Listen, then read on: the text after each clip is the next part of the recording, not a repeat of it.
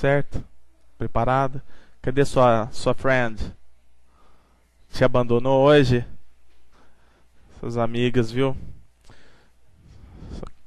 Só acompanha na hora do bem bom, só.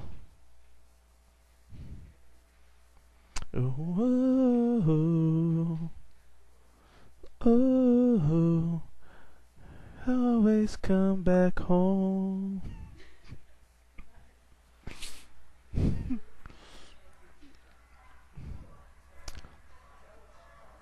Nicolas? Nicolas? Pronto? Vamos lá então, gente. Continuação. Nós estávamos falando do pós-Segunda Guerra Mundial. Boa noite, fique à vontade.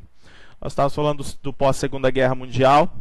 Vimos lá a ONU, depois minimamente a estrutura da ONU. Depois falamos do surgimento da OTAN e da resposta que a União Soviética deu ao surgimento da OTAN, que foi o Pacto de Varsóvia. Beleza?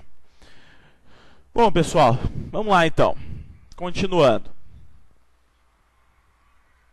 Nós vimos a decadência do socialismo no período da Guerra Fria, não notamos?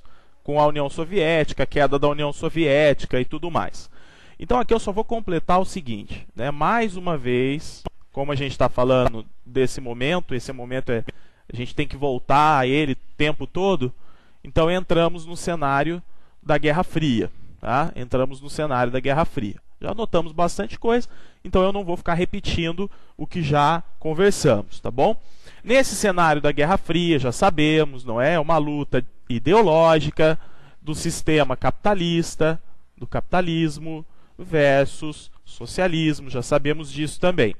Também conversamos sobre a Guerra Fria, também conversamos que ela foi uma luta ideológica, ela foi uma luta política, foi uma guerra, podemos dizer, uma guerra econômica, uma guerra de sistemas, de repente até sociais, eu não sei, depende do ponto de vista, mas ela não foi uma guerra diretamente armada. Por isso que esse período aqui, nós chamamos de paz armada, porque não houve o conflito direto, só que havia lá a questão temerária, não é? Temia-se o estopim de uma guerra, visto que países como os Estados Unidos e a União Soviética, que era um grupo de países, estavam investindo em recursos bélicos. Pessoal, esses conflitos não ocorreu o conflito direto, como nós já falamos então entre Estados Unidos e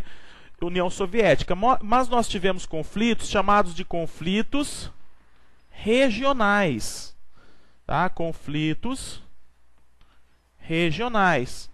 E esses conflitos regionais, eles são marcados pelo menos por 3 guerras, ó. Guerra das Coreias, a partir de 1953. Guerra das Coreias.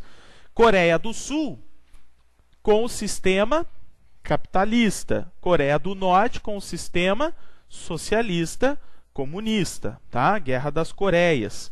Então, vejam que até hoje a Coreia do Norte se mantém no sistema socialista e comunista. E algo muito importante é que nos últimos 3 anos nós temos percebido um conflito também indireto entre os dois países, não é verdade? A Coreia do Norte, pessoal, se definhou economicamente nos últimos anos. Não é um país desenvolvido, está longe disso. Tem deficiências no setor energético e sobrevive da ajuda de outros países. Quem ajuda a Coreia do Norte? Os Estados Unidos, até a própria Coreia do Sul, a China. Tá? São países que ajudam a Coreia do Norte, que ajudam a sobrevivência social daquele país. E mesmo assim eles não conseguem se distanciar da questão bélica, né? Dessa ideologia comunista, socialista e bélica, de potência armada. Inclusive a Coreia do Norte tem investido recursos na área de armas atômicas sem ter a permissão para tanto.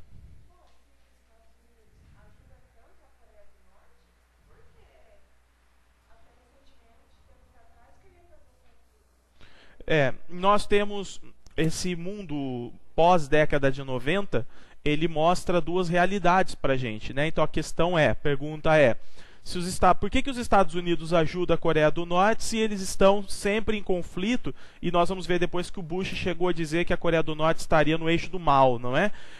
Gente, os Estados Unidos sempre têm interesses secundários nas ajudas que eles fazem, como, por exemplo, ajudar o país para ter um poder, uma influência maior diplomática e, de repente, futuramente, conseguir instaurar o capitalismo dentro da Coreia do Norte.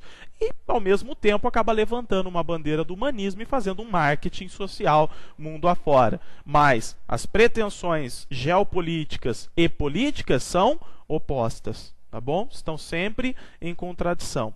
Então, tivemos conflitos regionais, conflitos que foram financiados por Estados Unidos e por União Soviética. Não tínhamos tropas desses países nesse conflito, as tropas deles guerreando entre si, mas havia apoio. Nós também tivemos a Guerra do Vietnã.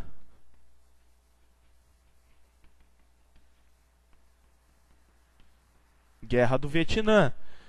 A Guerra do Vietnã, que vai marcar as décadas de 60 e parte da década de 70. E a Guerra do, vou colocar aqui, Guerra do, isso aqui é um G, Guerra do Afeganistão. Então são as guerras regionais. Lembrando que no caso da Guerra do Afeganistão, quem financia o Talibã, quem fala assim, toma armas, Talibã, para você lutar contra a União Soviética? Os Estados Unidos. Ou seja, os próprios americanos fortaleceram o Talibã, que na década de 90 e 2000 vieram a lutar contra os americanos. Então nós tivemos os conflitos regionais.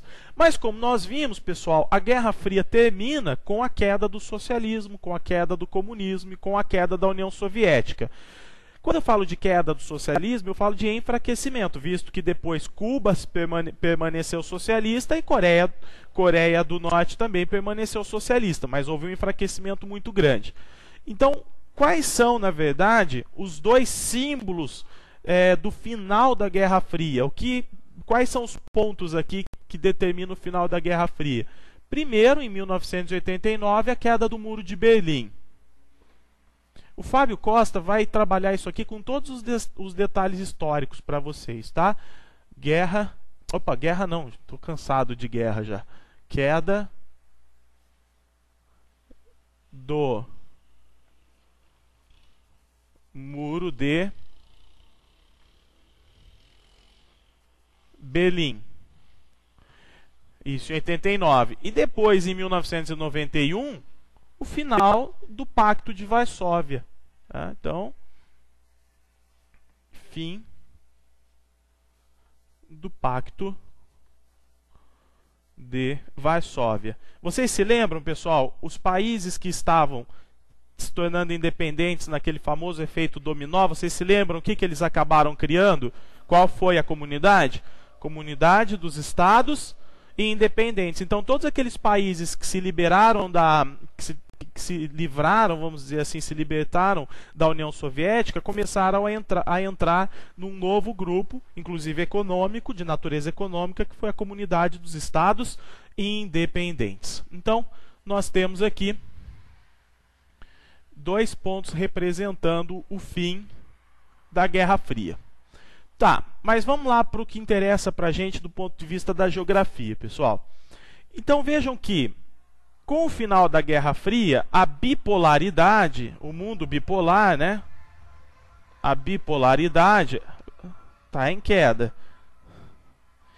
Eu vou dar um recado, gente, não é para vocês, porque vocês conhecem, é para o povo que está do outro lado, né? Não sei se estão ouvindo aqui. É que hoje é sexta-feira, né? Hoje é dia de festa. Hoje não é um dia qualquer. O que vocês vão fazer depois? Vão tomar cerveja, não vão? Vão comer pizza, comer lanche, tomar cerveja.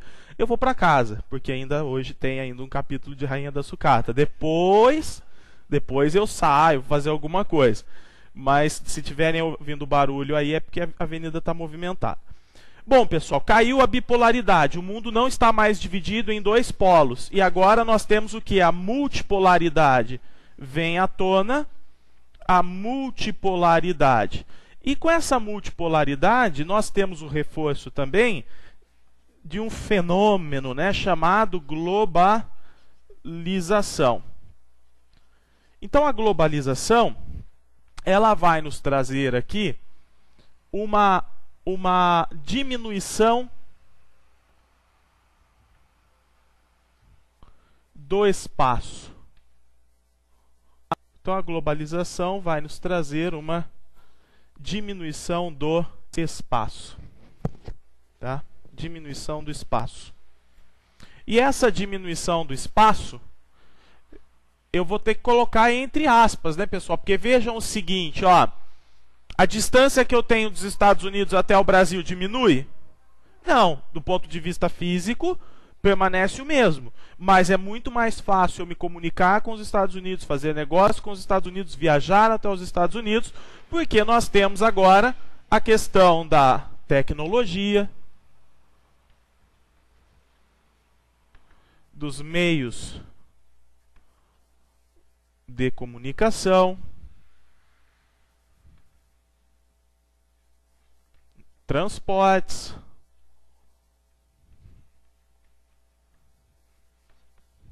pactos econômicos,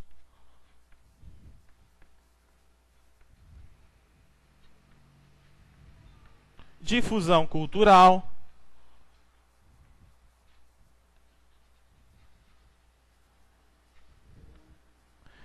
e padronização cultural,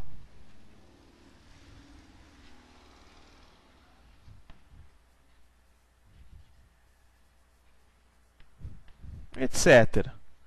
Tá? Então, são todos aqui fatores que vão representar essa diminuição do espaço, que vai encurtar os espaços e fazer com que o mundo agora se torne definitivamente aquilo que foi chamado de aldeia global, em que nós temos uma rede de conexões entre os países e não existe mais essa barreira no centro daquilo que foi um dia capitalismo e socialismo, tá bom? Então, tá lá, tecnologia, meios de comunicação, transportes, pactos econômicos, difusão cultural, padronização cultural. Um ponto muito importante que eu quero destacar aqui, gente, é a questão da tecnologia. Porque a tecnologia, envolvendo aqui bastante a comunicação, ela vai ser representada pelo quê? Pela internet. Tá? A internet. Realmente não tem nem o que se discutir. A internet é sim um ponto fundamental de mudanças muito fortes do ponto de vista social e econômico no mundo, não é? Também já conhecemos quais são os efeitos dela. Mas nesse momento eu quero dar uma ênfase aqui para essa questão dos pactos econômicos. Antes de eu falar dos pactos econômicos, eu vou conversar com vocês sobre esses detalhes, essas observações. Vejam aqui, ó, observações, aí eu trabalho a questão do IDH e depois a questão dos blocos econômicos. Vejam lá.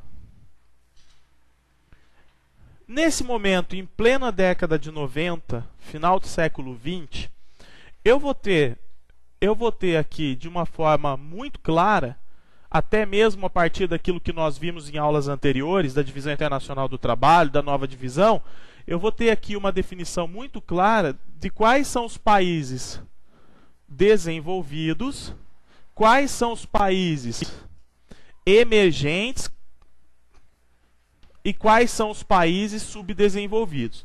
Lembrando, pessoal, que os emergentes são aqueles que estão se industrializando, porém continuam ainda subdesenvolvidos, não é? O Brasil está aqui. Então vejam, ó, países desenvolvidos, países emergentes e países subdesenvolvidos. Tudo bem. Qual é o principal grupo que representa os países desenvolvidos na década de 90? O famoso G7. Tá? O famoso G7. Que grupo é esse? Vejam lá, ó, nós não temos mais esse grupo aqui do ponto de vista econômico. tá? Mas na década de 90, o G7 era considerado, então, os países mais ricos economicamente e também os mais desenvolvidos socialmente. O G7, composto por Estados Unidos, aí vem aqui Japão, Alemanha,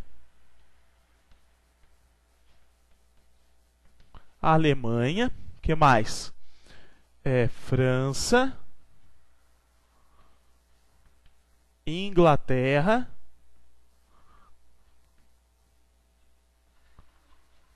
Itália e Canadá. Então, 7 países mais ricos e mais desenvolvidos do mundo. Eu já não posso mais dizer que sejam os mais ricos. Por quê? O Japão está em segundo?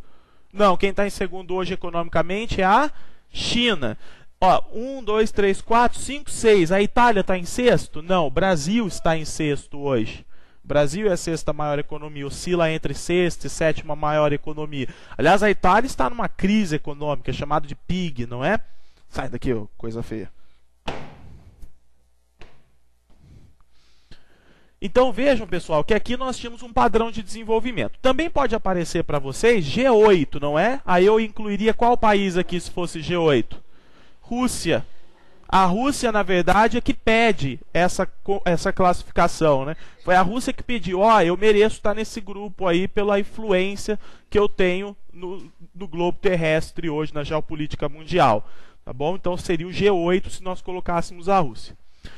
Tudo bem, pessoal. Então, antes de eu falar de blocos econômicos, eu quero falar um pouco com vocês sobre desenvolvimento humano. Então, na década de 90, algo que foi muito batido, muito importante, foi a questão do desenvolvimento humano. E aí o que acontece? A ONU criou um sistema, já havia esse sistema, né? A ONU criou um sistema para nós avaliarmos o desenvolvimento humano, que é chamado Índice de Desenvolvimento Humano, o IDH. Então a ONU criou o IDH. Tudo bem. O que vai acontecer aqui? O que vai acontecer é que eu tenho as análises do IDH. Primeiro, a questão da nota, da avaliação. O cálculo do IDH não é um cálculo muito fácil de se fazer, mas eu sei que o IDH sempre vai de 0 a 1. Então, se falar assim, o IDH é 2,5, não existe, tá, gente? É sempre de 0 a 1, é sempre 0, alguma coisa. O IDH perfeito, uma sociedade perfeita, seria a sociedade com pontuação 1. E quais são os elementos que nós analisamos no IDH? Vejam lá, quais são os elementos? Então, os elementos analisados referem-se à área da saúde,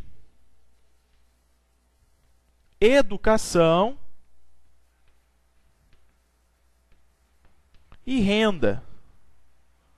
Saúde, educação e renda. Quando eu falo de saúde, eu estou falando de expectativa de vida.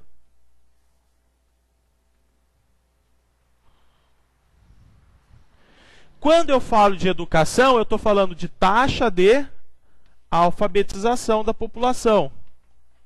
Taxa de alfabetização. Ou de analfabetismo, se eu fizer uma análise contrária, tá? E quando eu falo de renda, eu estou falando de PIB per capita. PIB per capita, tá bom? Então é isso que nós estamos, são esses os elementos e as áreas sociais que nós estamos medindo no IDH: saúde, educação e renda. Antes de eu falar de cada um, desse lado aqui, vamos colocar de que forma que nós avaliamos isso, né? São três situações que eu posso ter aqui. 3 situações. Então a primeira situação, vejam. Primeira situação, quando um país tem nota de 0 a 0,49, o IDH que está entre 0 a 0,49 é o IDH ruim. Tá? Ruim. Que tipo de país pode ter um IDH ruim, com uma pontuação tão baixa? Por exemplo, Sudão. Olha lá, Sudão.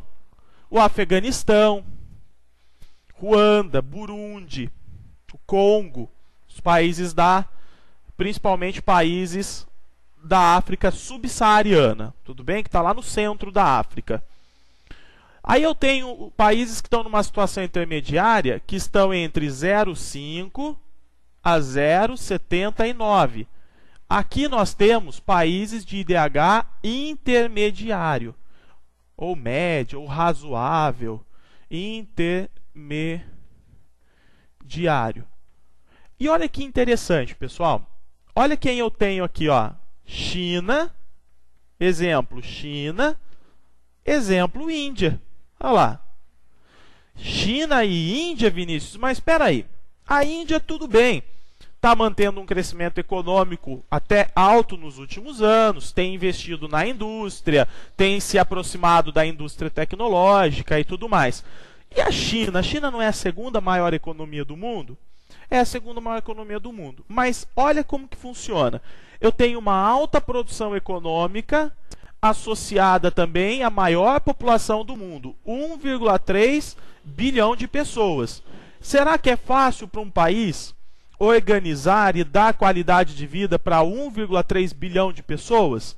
Não. E aí eu pergunto, apesar da força econômica da China, a China tem problemas sociais? Tem problemas sociais. Tem bolsões de pobreza? Tem bolsões de pobreza. E vejam que outro detalhe interessante. A China é um país capitalista? Capitalista, só que também é, do ponto de vista político, comunista. Um partido só, unipartidarismo. É o Partido Comunista Chinês, é o PCC, diferente do PCC de São Paulo, né? Aí eu pergunto para vocês o seguinte, pessoal. Por que manter um partido comunista em pleno século XXI?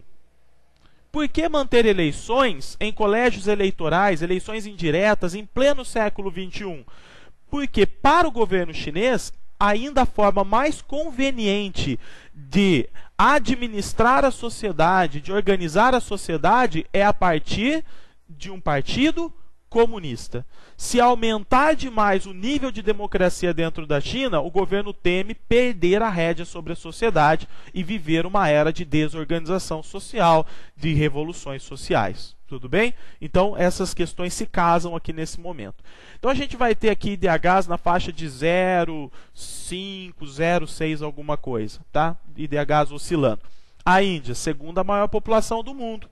Tem uma economia em desenvolvimento? Tem, mas tem inúmeros bolsões de pobreza ainda. Tá? A desigualdade social na Índia ainda é muito intensa, apesar do crescimento econômico.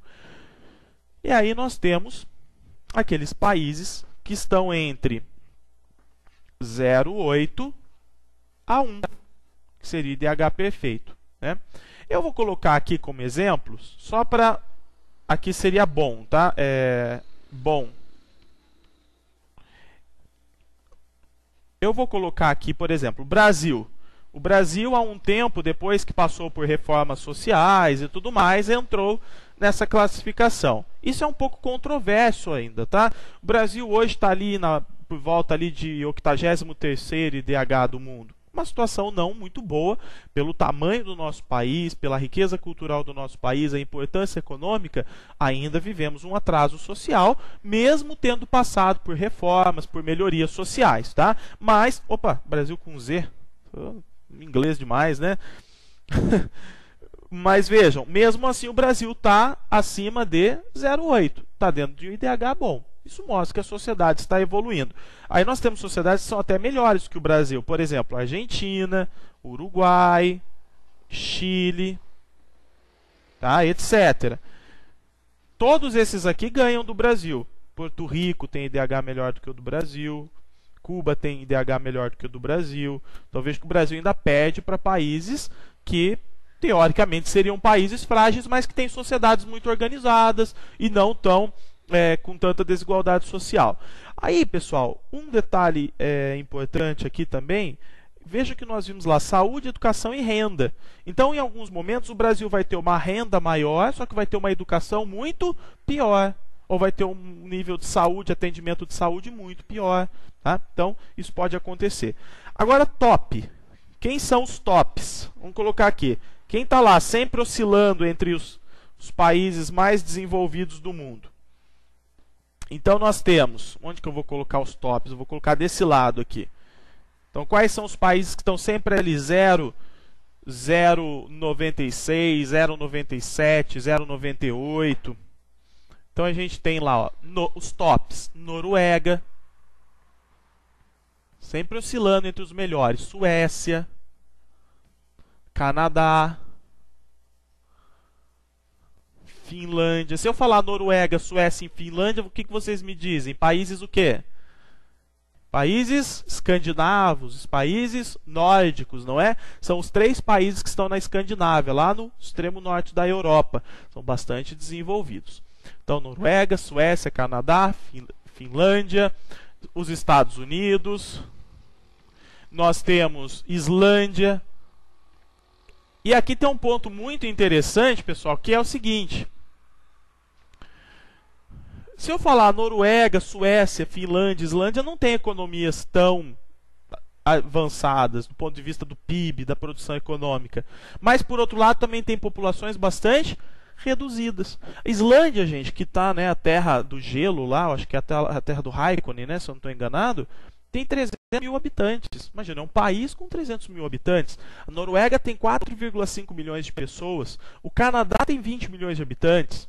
Então, nós temos aqui uma população bastante reduzida e facilmente de se organizar, mas que, ao mesmo tempo, também tem uma cultura organizacional muito grande. E os Estados Unidos, que sempre aparece aqui, né? A gente tem alguns países que podem ser chamados de destaque, países que cresceram bastante nos últimos anos e têm surpreendido. Por exemplo, Coreia do Sul. A Coreia do Sul, até a década de 70, 80, era país de nível subdesenvolvido.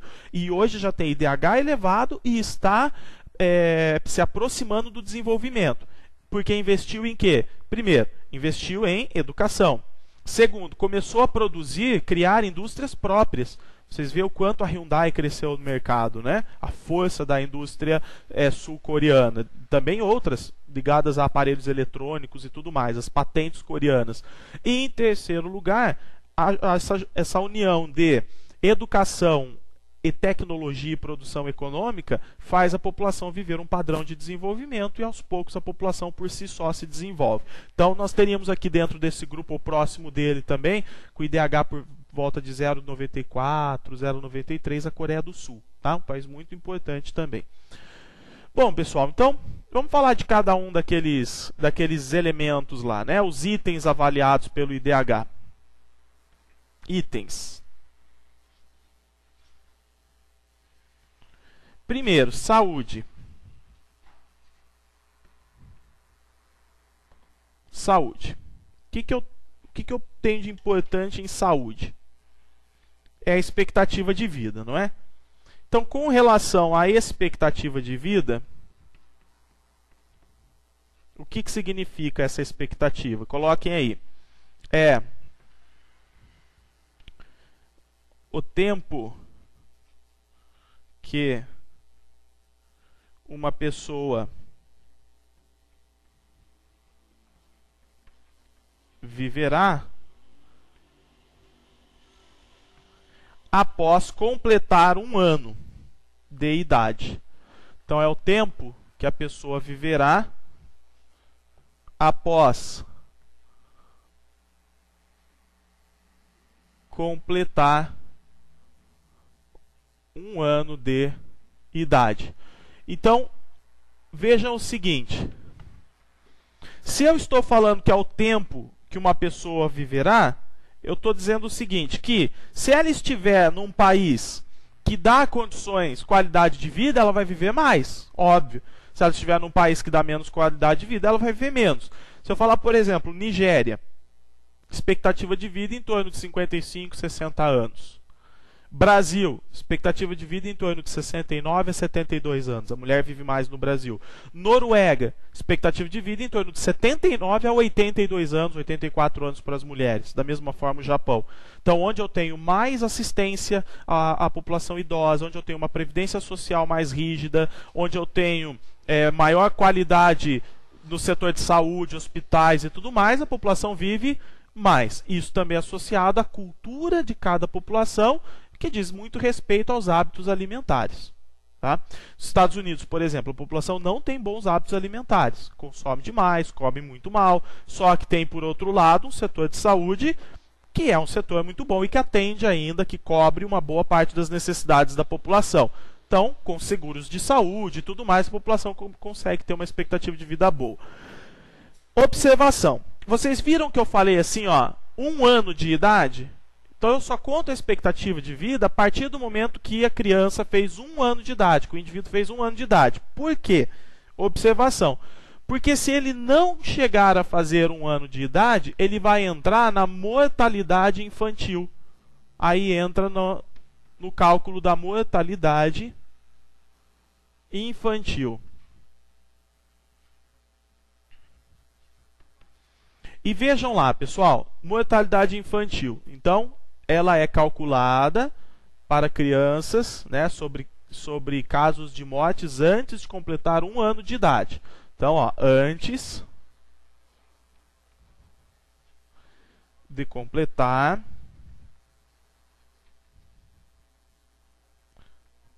1 ano de idade.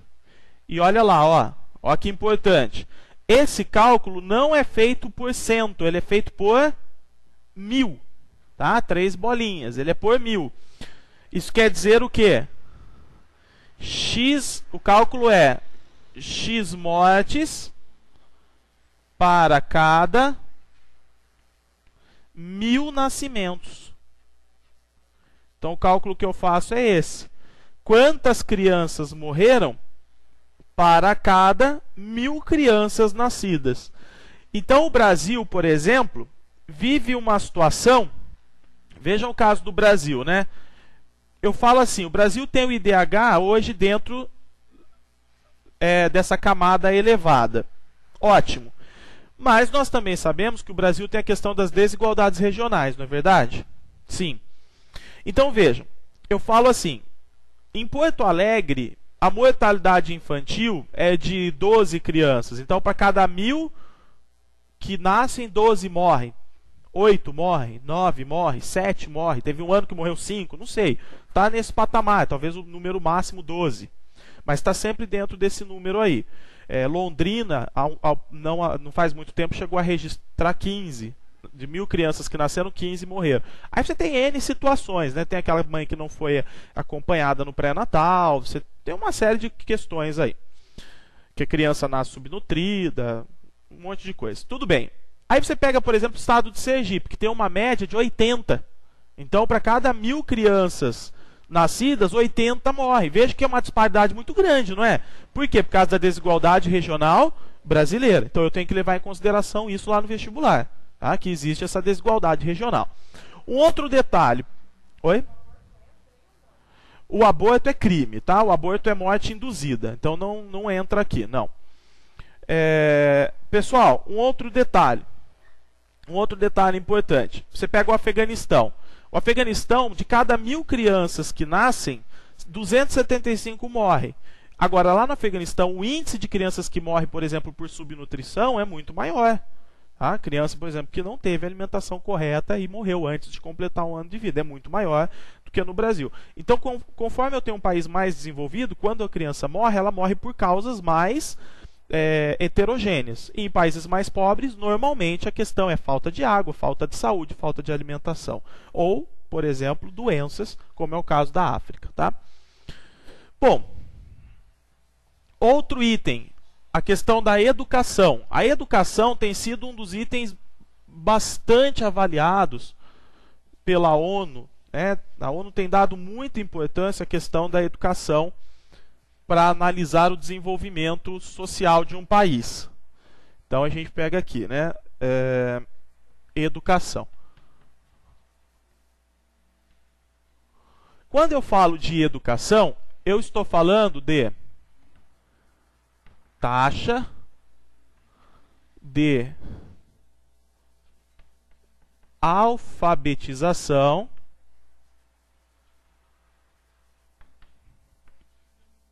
da população. Taxa de alfabetização da população.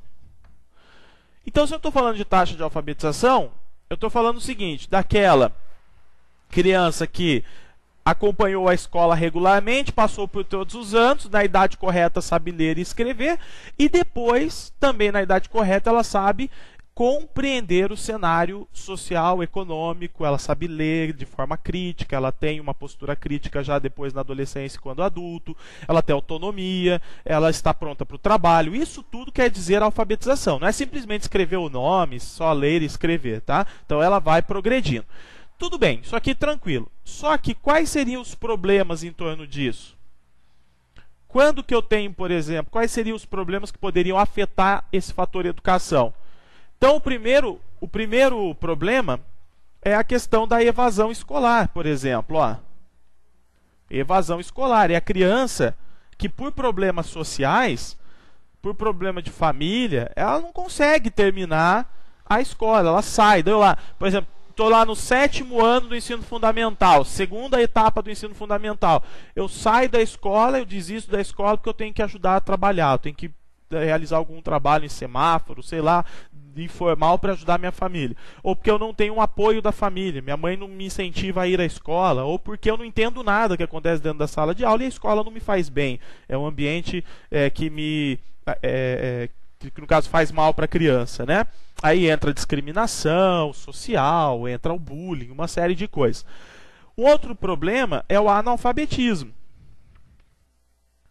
Então, por exemplo, a criança está lá, tem 10 anos de idade, só que ainda não sabe ler e ainda não sabe escrever. Essa criança está bastante atrasada. E isso, por que ela está atrasada?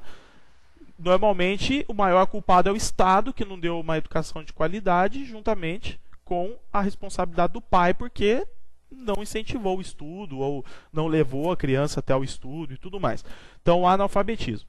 Dentro do analfabetismo, nós temos um outro, que é o chamado analfabetismo funcional. Então, se eu falo analfabetismo, eu estou falando simplesmente, eu estou falando, são aqueles que não sabem ler e não sabem escrever.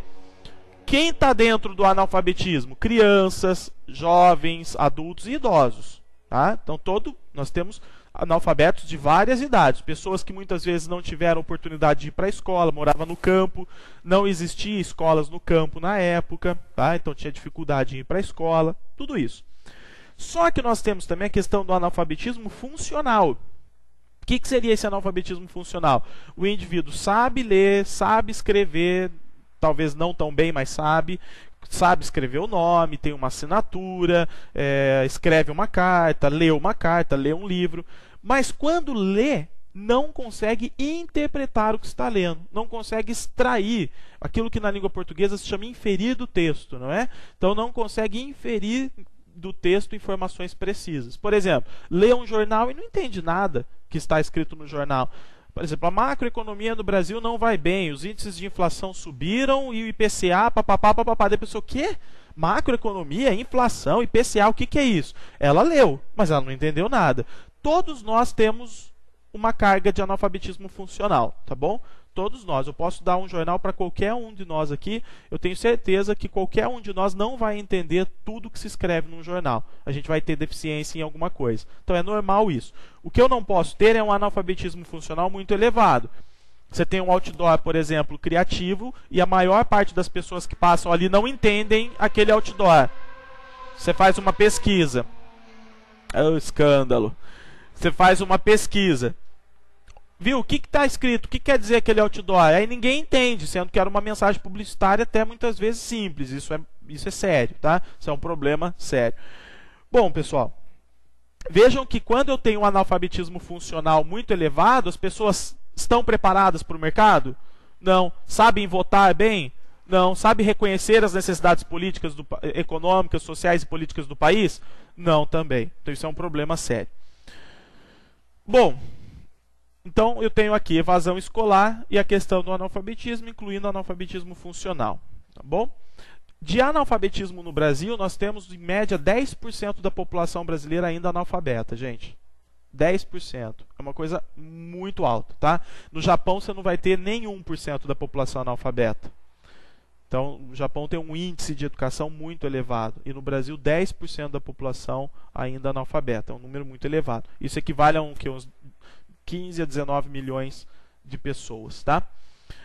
E um outro índice que a gente tem que analisar é a questão da renda. E quando eu falo de renda, eu estou falando de PIB per capita. E quando eu falo de PIB per capita, pessoal, eu estou falando o quê? Tudo aquilo que eu produzi de PIB no país, dividido pelo número de habitantes. Aí eu pergunto, no Brasil, por exemplo, se eu te falar que todo mundo deveria ter uma renda anual de 15 mil reais, todo mundo tem essa renda no Brasil?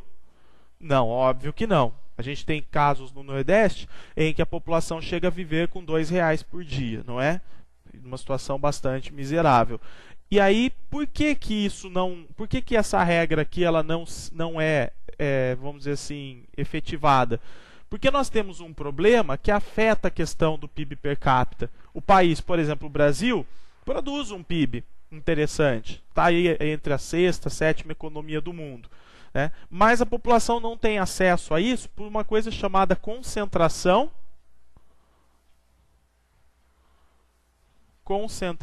de renda. Então, onde eu tenho mais concentração de renda, a população não tem acesso à renda. E ela acaba se submetendo ao domínio da classe mais abastada. E quando eu falo de concentração de renda, eu sempre vou falar o seguinte. Imagina a seguinte situação. Brasil, onde a concentração de renda é muito elevada.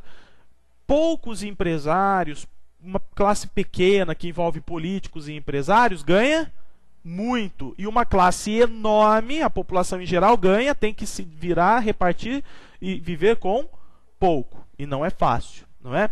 Eu acompanho muito reuniões do Sebrae, participo bastante, a classe empresarial fala assim, nossa, como está complicado, né, a nossa região e tal. Você faz um estudo de mercado, você começa a ver o seguinte, você tem um mercado muito reduzido, uma cidade como Jacarezinho, 40 mil habitantes, é pouco, muito pouco, né? Você tem um mercado muito reduzido, e aí você começa a ver o tanto de empresas e negócios que são criados todos os dias. A pessoa tende a consumir um pouquinho de cada um, ou seja, todo mundo tende a ganhar um pouquinho. Só que existem aquelas grandes empresas que nós chamamos de conglomerados e monopólios que conseguem ganhar muito, né? Os bancos, as petrolíferas, as montadoras de automóveis, dentre outros, né? Os grandes empresários, os canais de televisão. Então, tudo bem, pessoal. A gente tem aqui os 3 elementos do IDH. Esses 3 elementos vão ser fundamentais para nós analisarmos qual é o nível de desenvolvimento de um país, tá bom? E aí vocês perceberam que não adianta eu ter um país, uma economia muito rica. Isso não quer dizer que a população esteja num estágio avançado. Tudo bem? Tranquilo? Vamos continuar. Agora, gente, visto isso, nós vamos ver a questão dos blocos econômicos.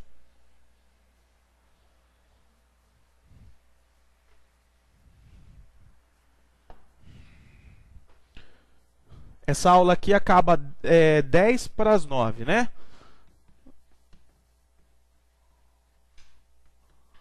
Blocos econômicos.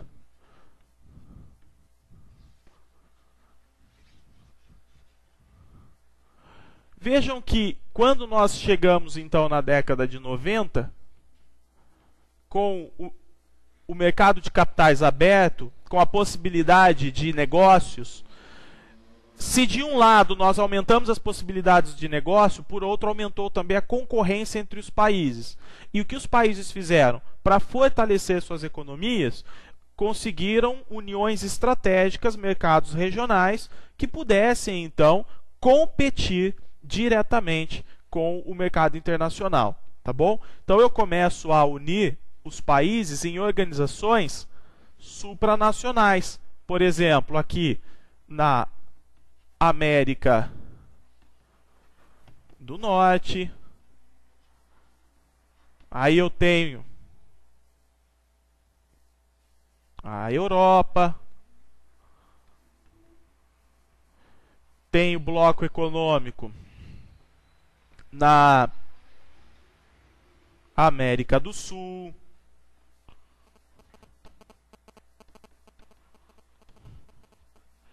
tem o bloco econômico na Ásia. Veja que eu estou fazendo esse esquema para nós percebermos a questão da regionalização. Tá? Existe aqui um processo de regionalização. As regiões vão criando identidades econômicas com base nos blocos econômicos e nos países que fazem parte desses blocos econômicos. Nós vamos analisar os principais e suas principais características, os que realmente caem no vestibular, tá bom? Então, vamos lá, dar uma olhada, vocês também vão ler depois na apostila. Primeira coisa que nós vamos analisar, que são blocos econômicos, né?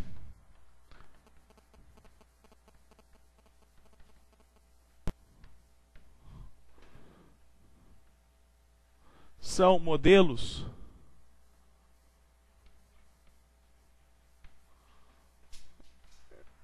econômicos regionalizados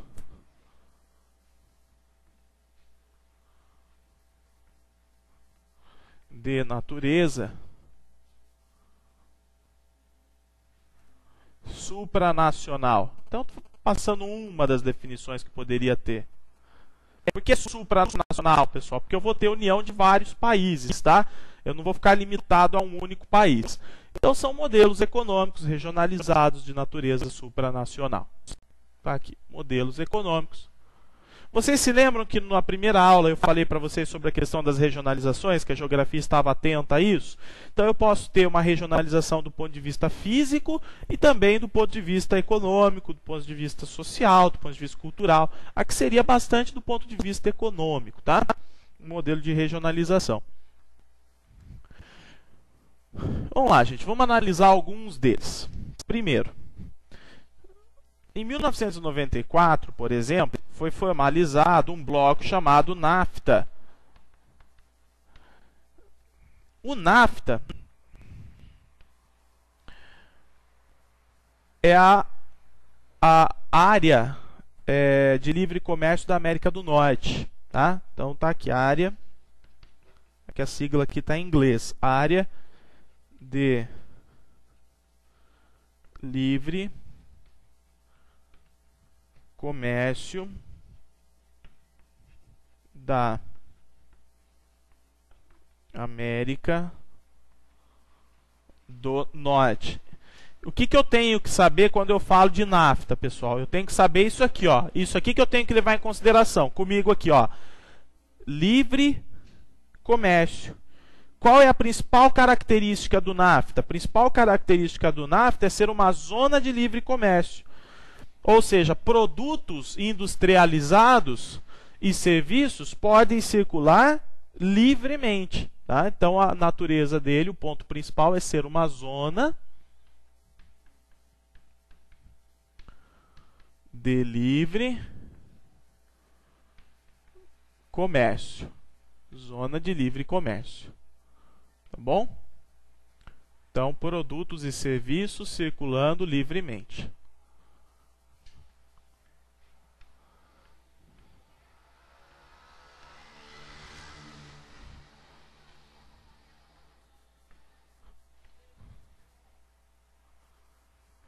Entre os produtos e serviços dos países membros, tem protecionismo, pessoal?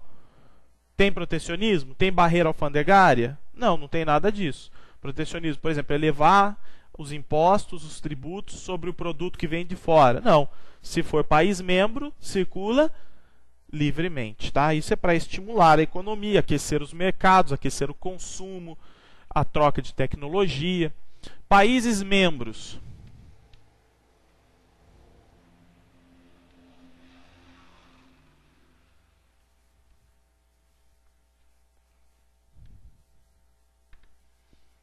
São eles, os Estados Unidos, o Canadá e o México. Bom, o que chama atenção aqui, gente? A presença de qual país? O México, não é? O que o México estaria fazendo junto com dois países desenvolvidos, com Estados Unidos e Canadá? Então, o México nos chama atenção. A questão do México aqui, uma parceria estratégica que envolve alguns interesses. Vamos lá. Quais seriam os interesses? Por exemplo, mão de obra. Então, a mão de obra no México mais barata. Mas essa mão de obra entrando nos Estados Unidos do Canadá? Não. As indústrias dos Estados Unidos, principalmente, entrando no México para explorar a mão de obra. Não o contrário. Tá bom? A questão das multinacionais, né? Essa situação em que a empresa entra lá no México, normalmente são montadoras, são chamadas, pessoal, de maquiladoras, ó. Maquiladoras. Então são as indústrias maquiladoras, são as multinacionais, montadoras. Deixa eu melhorar isso aqui que está muito apertado. Então, interesses com o México. Mão de obra, coloquem aí, barata. Instalação das multinacionais no México, o petróleo mexicano, petróleo, que são questões bastante econômicas, né? São questões aqui bastante econômicas que fundamentam a parceria. Só que nós temos duas questões também sociais que fundamentam essa parceria. A ideia é, com o México se desenvolvendo, diminui então, a tendência seria diminuir a entrada clandestina de estrangeiros e mexicanos nos Estados Unidos, tá? Questão social. Então, diminuir a entrada clandestina de mexicanos nos Estados Unidos e também diminuir o tráfico de drogas e a influência dos cartéis narcotráficos na economia mexicana e o tráfico também na barreira com os Estados Unidos, tá bom? Seriam questões sociais importantes que vêm também como um interesse. Mas basicamente mão de obra, multinacionais e petróleo. Entenderam isso, gente? Fácil? Tranquilo? Bom, um último detalhe. Do ponto de vista, então, físico, o México está na América Latina, não é? Numa região pobre. Em uma palavra só, subdesenvolvida. Mas do ponto de vista econômico, está aqui com parceiros ricos. Tá? Então, economicamente, o México pertence à América do Norte e, fisicamente, pertenceria à América Latina. Isso é uma forma muito simplista de ver o México, tá bom? Por que é uma forma muito simplista? Porque o México tem acordos econômicos com o Brasil, tem acordos econômicos com a Argentina e com outros países da América do Sul e da América Latina. Então, eu não posso simplesmente dizer que esses acordos não têm nenhum tipo de importância para a economia mexicana. Então é uma forma muito simplista de ver o México, falar que economicamente ele estaria na América do Norte. Mas isso na década de 90, os vestibulares traziam muito essa ideia, tá? Traziam muito essa ideia. Se você pegar questões antigas de livros e tudo mais, você vai ver esse tipo de comentário. Bom, pessoal, tá aí o NAFTA. Vamos dar uma olhada agora no Mercosul.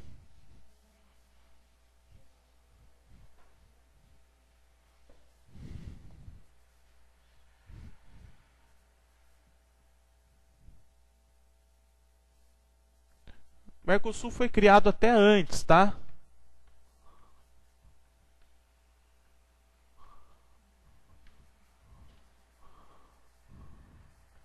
Mercosul.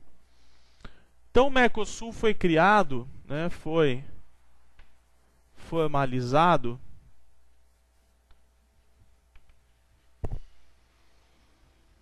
e constituído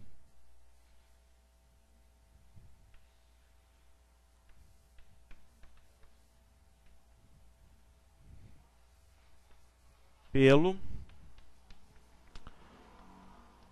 Tratado de Assunção.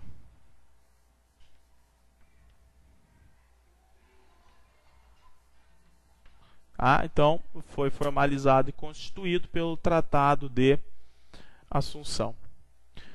Países membros.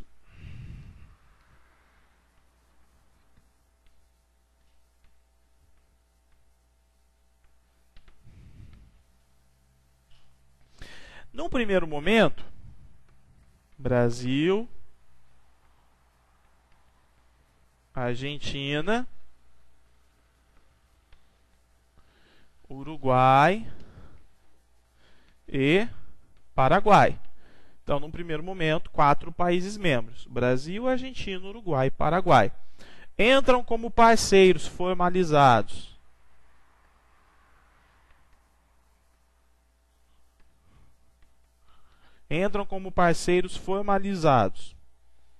Chile e Bolívia.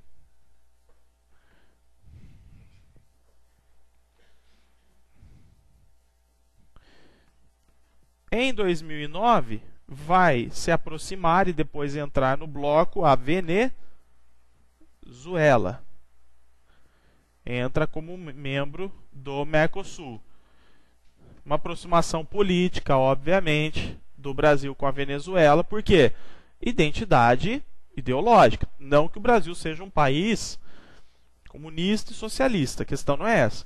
Mas o Brasil é um país reformista, é uma esquerda reformista. E desde o Lula tem sido uma esquerda reformista. Então, se aproxima um pouco da Venezuela, obviamente que querendo acordos e negócios estratégicos.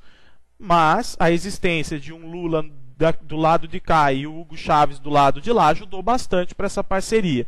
Quem não dá muito certo aqui desses países, quem não se bica muito aqui, pessoal? Venezuela com o Paraguai. Tá? Venezuela e Paraguai não dão muito certo.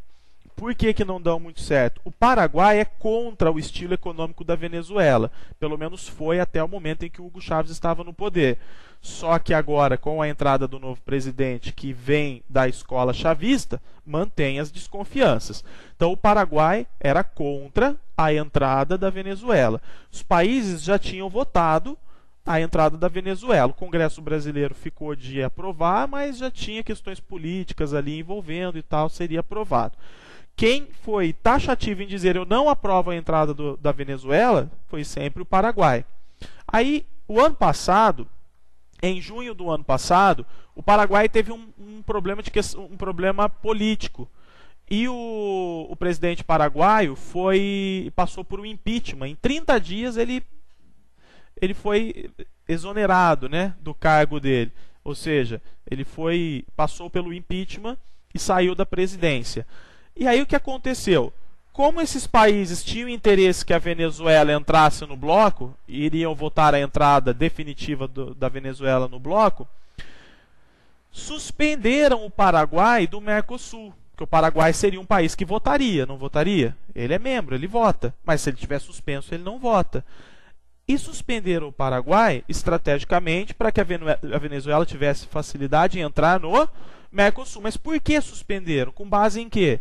O impeachment em 30 dias dá a ideia de que esse país seja uma ditadura, de que seja um país sem democracia. E o Tratado de Assunção diz que todos os países membros têm que ser países democráticos, sem nenhum indício de não democracia ou de ditadura. Então foi um golpe sujo que os países fizeram, inclusive o Brasil, contra o Paraguai. Tá bom? E o Paraguai entrou com uma ação na Organização dos Estados Americanos para reivindicar o seu retorno e o seu voto também dentro da Assembleia. Uma questão de atualidades que aconteceu aí, tem acontecido de junho do ano passado até então. Bom, nós vimos que o NAFTA, pessoal, é uma zona de livre comércio, tá aqui. Uma zona de livre comércio. E o Mercosul? O Mercosul é uma união aduaneira.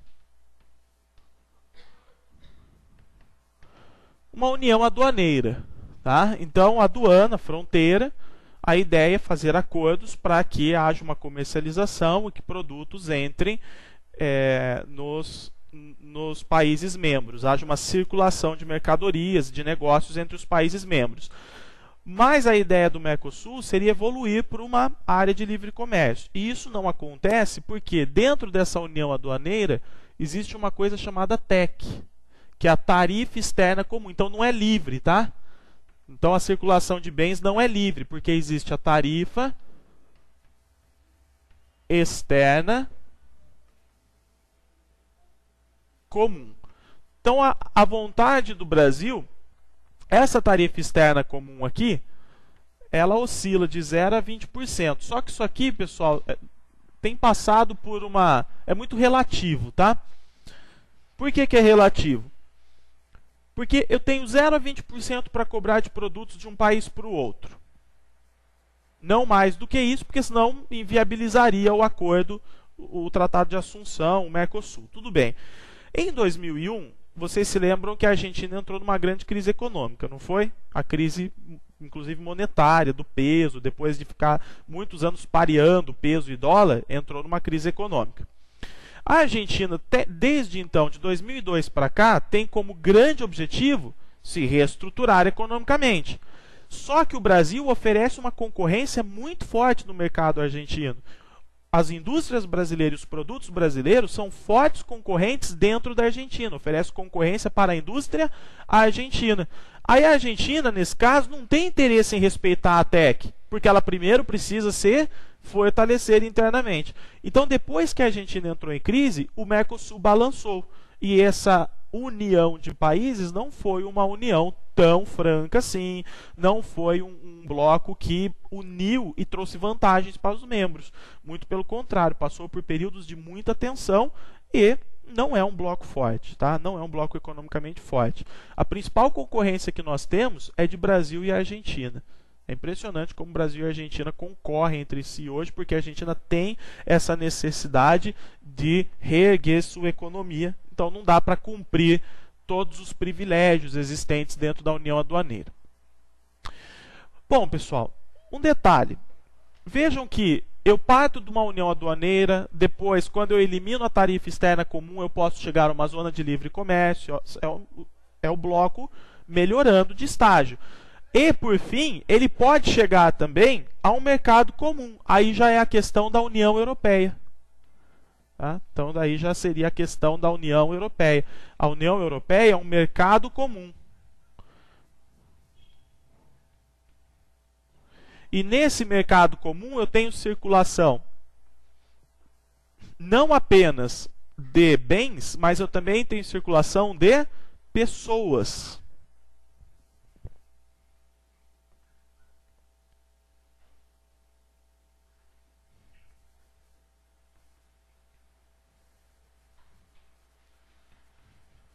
Obviamente que essas pessoas, para circularem, elas têm que cumprir determinados requisitos, né? Ser membro, ser cidadão de um país membro do grupo, dentre outros requisitos mais específicos. Mas há a circulação de bens e também a circulação de pessoas. Aqui, então, nós temos um estágio bastante evoluído, que seria o estágio, então, de mercado comum. E uma coisa muito interessante é a estrutura da União Europeia. Né? Então, exemplo da estrutura da União Europeia. Só para reforçar aqui, né? Circulação de bens e de pessoas, trata-se de um mercado comum. Tá? O Mercosul é uma união aduaneira. É mercado comum do Sul, só que no nome, né? Na prática é uma união aduaneira. Porque aí ele quer evoluir para um dia ser um mercado comum do Sul. Então, vejam lá.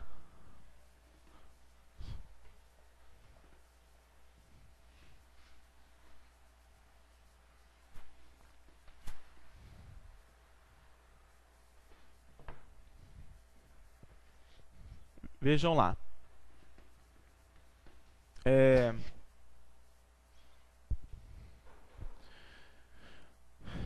Qual seria essa estrutura da União Europeia?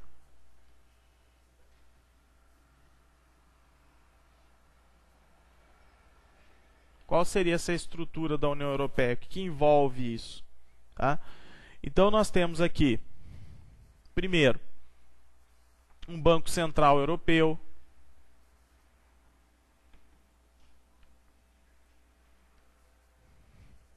uma corte,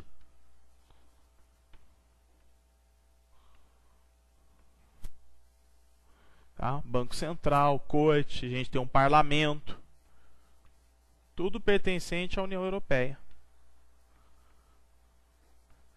O Banco Central, gente, é o que hoje está mais em voga, né? A importância do Banco Central na regulamentação econômica e de empréstimos e tudo mais dentro da União Europeia. Quem manda nesse Banco Central aqui é a Alemanha. Tá? Quase que literalmente a Alemanha tem mais força sobre as decisões do Banco Central Europeu. Então vejo que é um bloco bastante estruturado, né, desse ponto de vista da organização, das instituições. Bom, gente, a gente tem que falar um pouquinho da história da União Europeia, né? Eu vou falar isso de forma bem resumida, porque basta você ler um texto passo a passo que você já consegue assimilar tudo isso. A gente não tem por que ficar perdendo tempo com isso aqui. Mas vamos dar uma analisada. Então, no pós-Segunda Guerra Mundial, o que vai acontecer? A Europa está destruída, não é? Então, Europa destruída.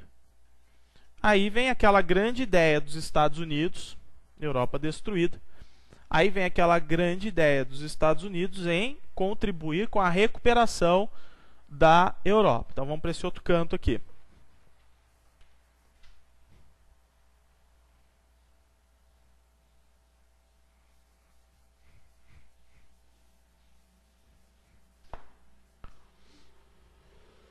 Vem aqui. Recuperação. Tá lá. Doutrina Truman. Vamos colocar aqui Plano Marshall. Teve também Plano Schuman. Coisas muito específicas. Não vou nem comentar disso, tá? Não cai em prova. Plano Marshall, empréstimo de 13 bilhões de dólares. 13 bilhões de dólares. O que poderia acontecer? A União Europeia poderia pegar esse dinheiro, dividir entre os países estratégicos, financiar obras, construção civil, estruturação de novo do palco industrial e ficar pagando juros para os Estados Unidos. Isso poderia acontecer. Mas o que os europeus fizeram foi diferente, eles se articularam de outra forma.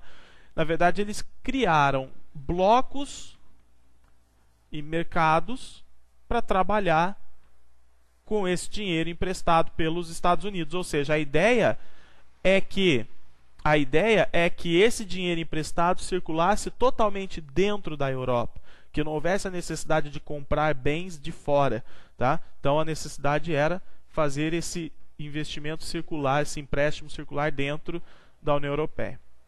Já na década de 40, vão se articular aqui 3 países formando um bloco chamado de Benelux. Veja que esse aqui é um bloco de países que já tem uma natureza empreendedora muito grande desde aquela época do colonialismo, né? Benelux, quem que nós temos aqui se unindo? Bélgica, Nederland, né, que é a Holanda, e Luxemburgo. Bélgica, Holanda e Luxemburgo. Ótimo, tudo bem. Esse grupo aqui é uma zona de livre comércio. Trabalha então como uma zona de livre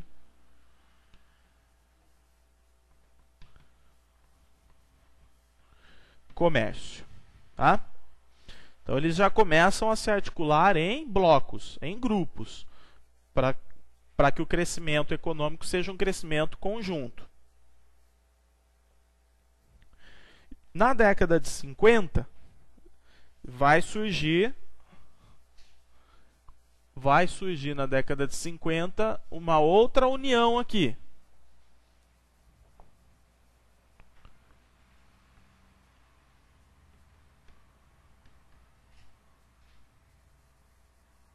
Década de 50, vai surgir uma outra união. Que união é essa?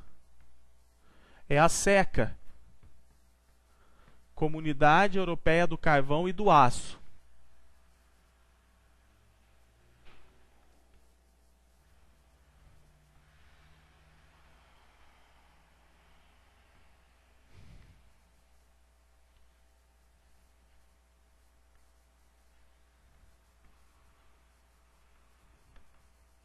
Comunidade Europeia do Carvão e do Aço.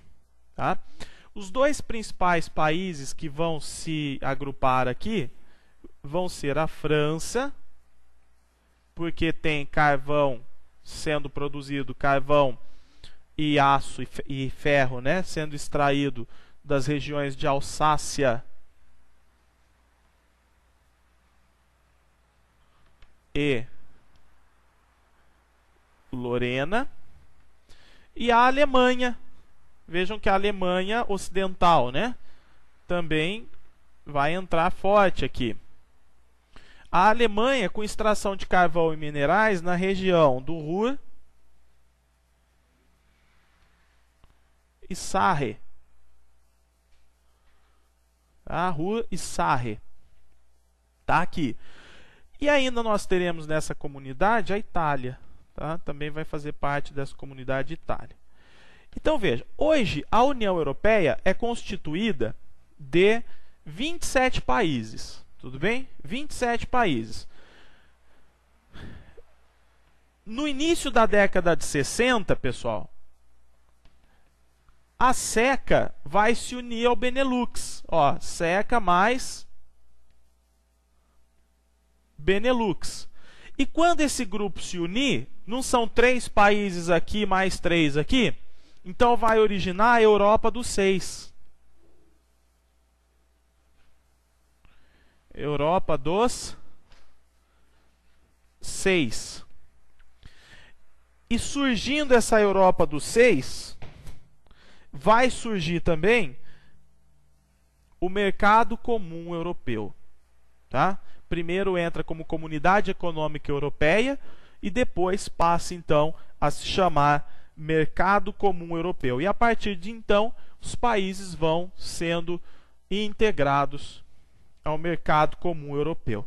Então, década de 60, SECA mais Benelux, surgimento do mercado comum europeu. Aí entram outros países, como por exemplo a Inglaterra, mercado comum europeu. Então vai entrar a Inglaterra, vai entrar, depois na década de 80, vai entrar lá Portugal, Espanha, vai entrar a Grécia, vai entrar a Irlanda, vão entrando os países, tá bom? Na década de 90 vai entrar também países já mais do leste europeu. Depois com a dissolução da Iugoslávia em 2003, também os países que faziam parte da Iugoslávia vão entrando países. Os dois últimos entraram em 2007, que são Bulgária e Romênia. Aí, gente, é tranquilo, você não precisa ficar decorando quais foram os países, quando eles entraram. O vestibular não cobra isso, tá? Já cobrou um dia, não é mais o foco. O que eu tenho que entender é o seguinte: esses países foram entrando. Só que a grande mudança estrutural do mercado comum europeu para que ele se tornasse uma União Europeia veio em 1992. Ou seja, ao longo dessa formação, a partir do momento que um país entrava e que mudava questões econômicas, era assinado, questões políticas e estruturais, era assinado um tratado. Nós temos vários tratados. Um dos mais atuais que tem agora, ou talvez o atual, seja de 2009, que é o Tratado de Lisboa. Mas, para a gente, um importante mesmo foi em 1992 o Tratado de Maastricht, que é uma cidade da Holanda. Tratado de Maastricht. Então, foi aqui no Tratado de Maastricht que decidiu-se pela União Europeia, inclusive prevendo todas essas mudanças, né? Reformas do Banco Central, Parlamento e tudo mais, União Europeia, e também agora prevendo a existência de uma moeda única, o euro.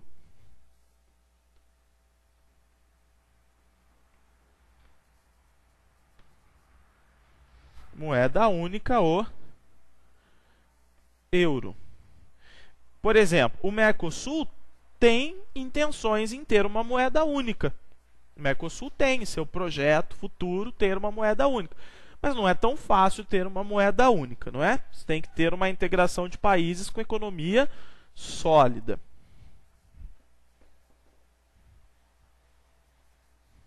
Bom, pessoal, o euro, uma das perguntas, o euro já foi implantado já em 1992? Não, a implantação a circulação do euro só ocorre depois de 2000, tá? Só em 2002 que vai começar, tá? Então,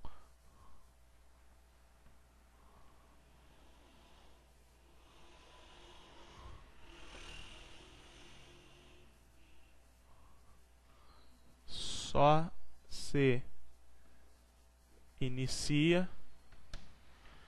após os anos 2000. Só se inicia após os anos 2000. Hoje, a União Europeia tem 27 países.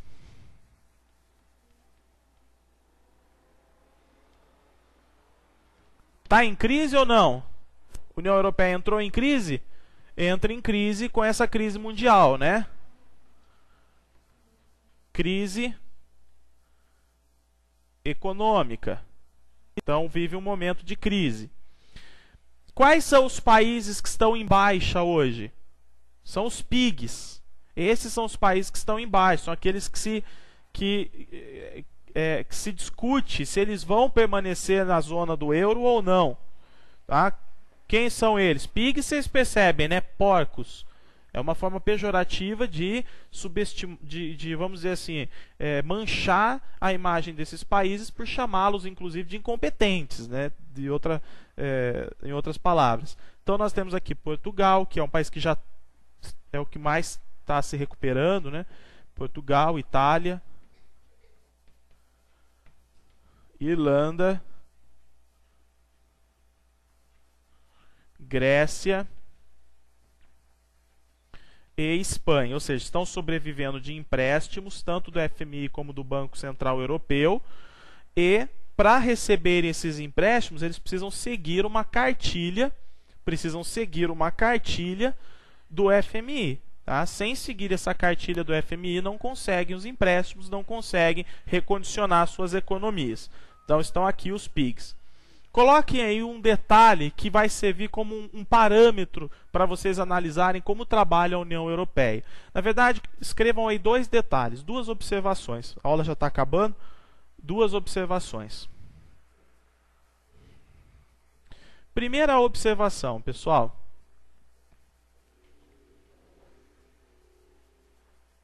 Primeira observação. Não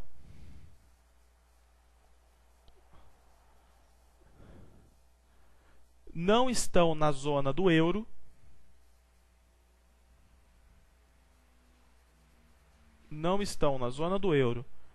a Inglaterra, a Dinamarca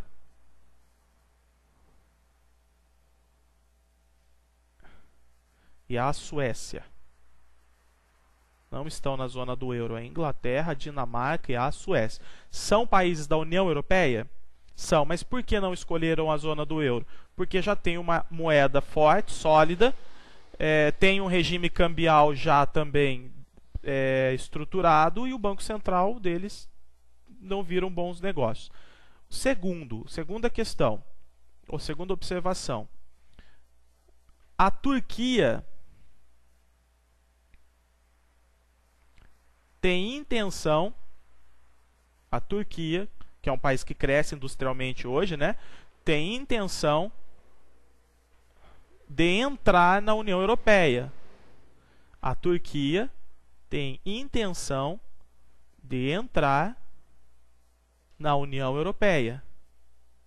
Mas não tem sido aceita por duas questões.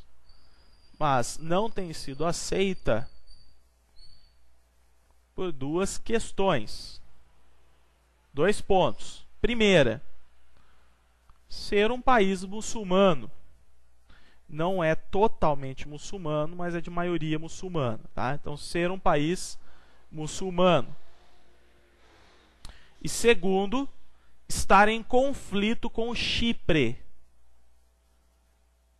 estar em conflito com o Chipre. O Chipre é uma ilhazinha, um paizinho que está ao sul da Turquia, e a Turquia reivindica esse território. Só que o Chipre é membro da União Europeia, e a União Europeia não admite conflito entre países membros, tá? Então, se você perguntar para a população da União Europeia, vocês aceitam a Turquia? Não aceitamos. Por quê? Porque a população é muçulmana. E se você perguntar para o parlamento da União Europeia, você aceita a Turquia? Até aceitaríamos, mas primeiro tem que terminar com a guerra com o Chipre, tá bom? Os conflitos com o Chipre. Anotem aí para mim, nós vamos ver mais um bloco econômico ainda, que é a APEC. APEC, APEC. A partir da próxima aula a gente vai ver a APEC. Tá bom? E aí continuamos para terminarmos essa questão geopolítica aí. Então tá, pessoal, agora